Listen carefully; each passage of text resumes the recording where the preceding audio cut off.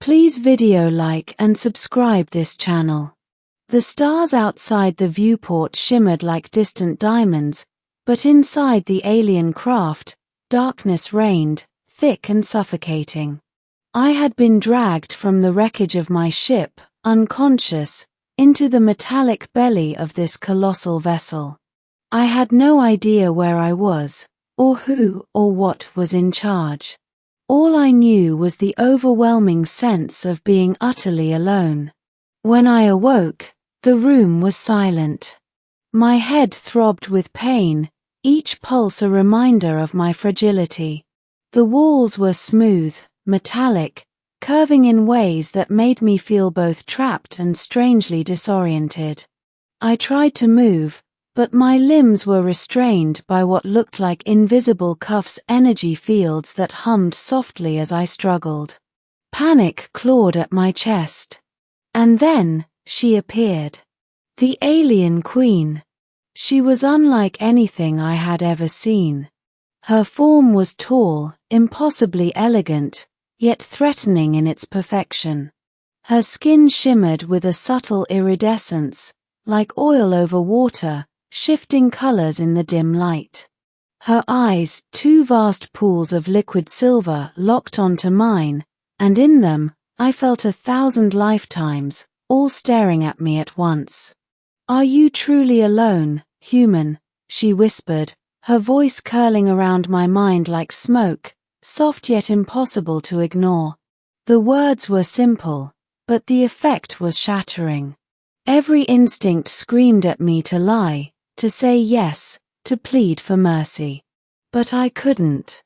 There was a truth buried deep inside me, one I had refused to acknowledge even to myself. I don't know, I admitted, my voice cracking. I thought I was. She tilted her head, curiosity sparking in her gaze. It wasn't disdain, nor malice. It was something else. Something dangerous. Something that made my heart hammer like a drum. "You survived the crash," she said. "Your species is weaker than ours, yet here you stand. Alone, or not." Her words pierced me, unearthing memories I had tried to bury. My family. My crew. All lost. I had wandered the void for months after the attack, searching for something, anything, companionship, purpose, a reason to keep moving. And now, here I was, in front of a being who could annihilate me in a thought, and yet, she asked a question that made my soul tremble. "I'm alone," I confessed finally, the truth leaving me hollow but strangely relieved. The alienqueen's lips curved into something that might have been a smile. It wasn't warm, and it wasn't friendly. It was something deeper, an acknowledgement of a shared truth between predator and prey, ruler and subject, alien and human. "Loneliness," she murmured, almost to herself. "It is the greatest weapon, and the deepest curse. You carry both, human." I swallowed, unsure if I should speak. But then something inside me, something primal, compelled me forward. "Why do you ask?" I demanded, my voice steadier than I felt. "Why care if I am alone?" Her gaze pierced me, and in that moment, I felt a connection I couldn't explain. It was as if she could see every scar, every fear, every secret I had buried. "Because," she said, her voice barely a whisper now, "to be alone is to be free, yet vulnerable. To carry a secret alone is to hold the universe in your hands, unaware of its weight." I shivered. She knew. She knew about the device I carried, the one capable of disrupting their energy cores, the reason I had been hunted across 3 systems. I had thought it was my secret alone, my shield against despair. But in her presence, it felt naked, exposed. "You were followed," she continued, "by the ones who fear your knowledge. by those who would see your kind extinguished. And yet, here you are, alone and defiant. I could only nod. Defiance was all I had left. Survival had long been a hollow term. What mattered now was the choices I made, and the truths I dared to keep. Tell me, she said, stepping closer, the air around her vibrating faintly with power. What do you hide, human? What is the secret you guard so fiercely? I hesitated. Every instinct screamed at me to reveal nothing. To let her see me as weak, as prey, would be the end. And yet, there was a strange allure in her curiosity, an invitation to speak, to be acknowledged. I carry knowledge that could end your empire, I said, my words deliberate, my heart racing. But I am not here to destroy. I am here to survive. To protect what remains of my kind. Her eyes widened not with shock, but with interest.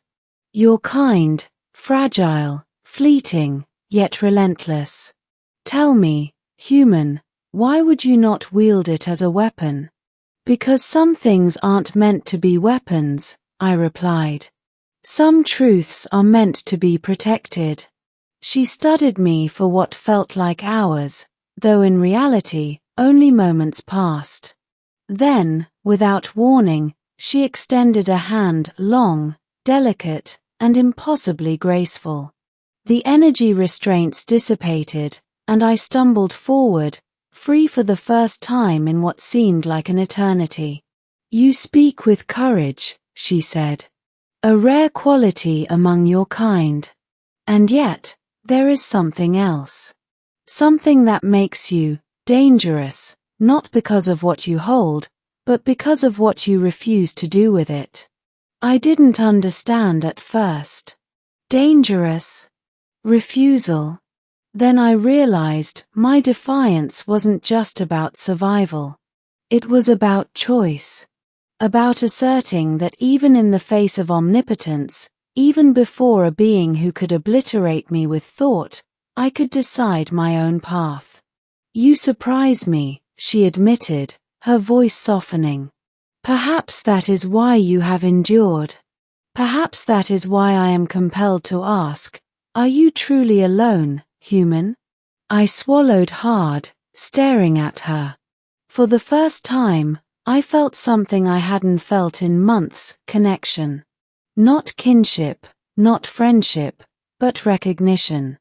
She saw me, and in seeing me, she acknowledged my existence, my choices, my defiance.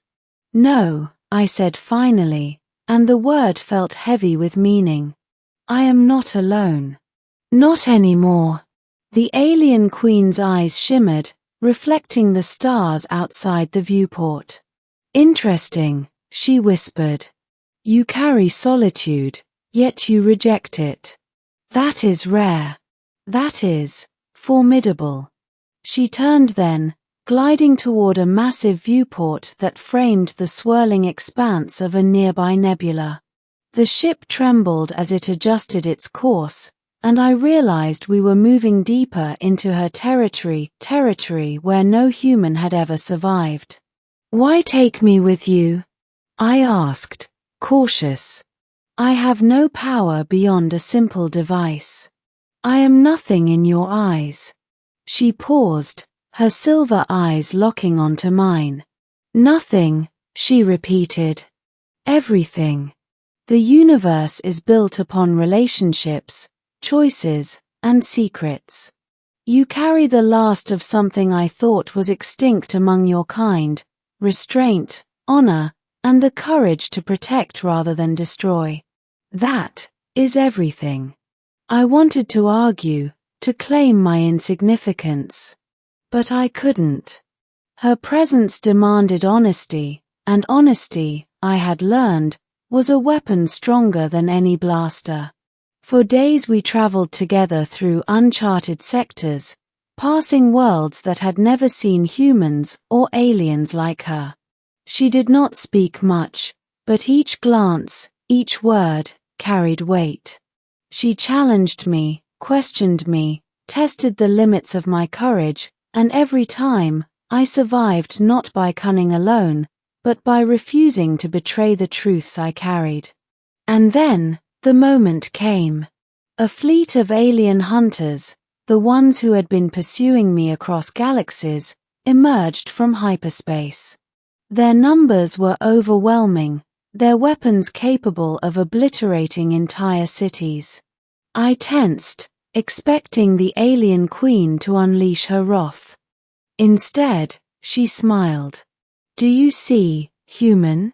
Even the mightiest fear solitude.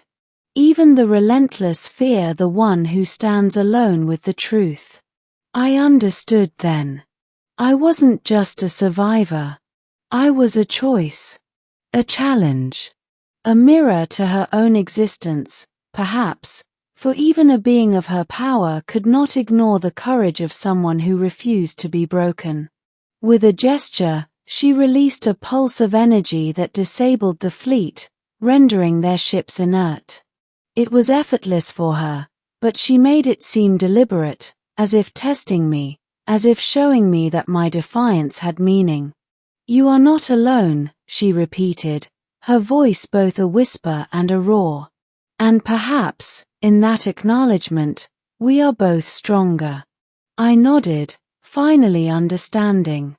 Loneliness was not just an absence of companions, it was the crucible of courage, the fire that forged defiance.